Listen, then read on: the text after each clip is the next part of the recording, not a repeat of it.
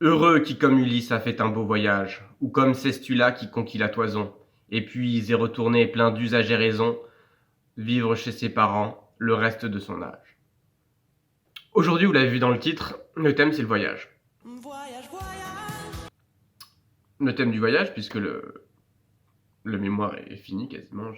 Il n'y a plus que les petits ajouts des dernières minutes à terminer. Donc ça laisse le temps de penser à autre chose. Et quoi de mieux que le voyage pour s'occuper l'esprit en été? Alors,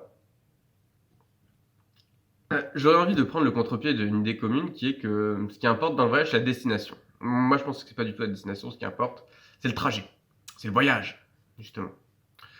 Parce que je fais la distinction entre se déplacer d'un point A à un point B, ce qu'on fait toujours maintenant quand on part en vacances. On prend des charters Ryanair horribles qui durent 2 heures, on arrive n'importe quel aéroport d'Europe, et puis finalement, une fois qu'on est sur place, on vit comme à la maison, mais ailleurs. Ce qui peut être amusant, j'ai fait ça plein de fois, je le referai sûrement, c'est agréable. Mais c'est pas le vrai voyage. Le vrai voyage, c'est quand on prend le temps de se déplacer, quand le trajet n'est pas rapide. Ça, c'est un voyage. Et pour moi, c'est ce qu'il y a de plus intéressant, les voyages, les trajets longs.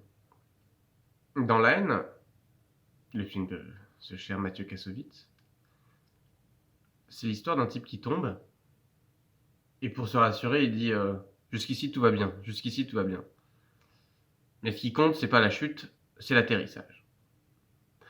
Eh bien, j'objecterais la même chose à cela, qui est que si on tombe d'un immeuble, qui est le cas dans le film, eh bien, on sait qu'on va pas passer un très bon moment à l'atterrissage. Donc, une fois qu'on a accepté ça, on peut profiter du trajet, on peut profiter de la descente. Quand on voyage, c'est pareil. On se dit, une fois qu'on sera là-bas, on verra bien ce qui se passe. Profitons de ce long moment qui nous sépare de là-bas. C'est un effort à faire, puisque souvent les voyages ne sont pas très agréables. On a tous des souvenirs de voitures interminables, d'embouteillages, de trains arrêtés.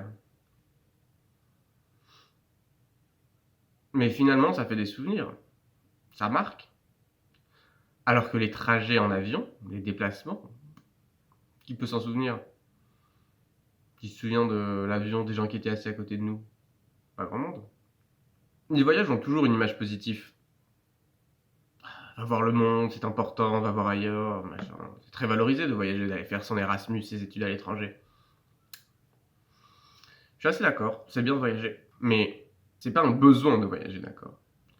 L'homme, il a déjà en lui l'immensité du monde. Il n'a pas besoin d'aller voir ailleurs son immensité. Alors ça peut être un bon moyen de la trouver quand on n'arrive plus à la voir chez soi. Mais finalement, le voyage, c'est une autre manière d'aller vers soi. C'est aller ailleurs pour se trouver soi. En tout cas, moi, dans quelques semaines, j'irai voir ailleurs, là où je serai. Dès la semaine prochaine, le voyage confiné s'achèvera.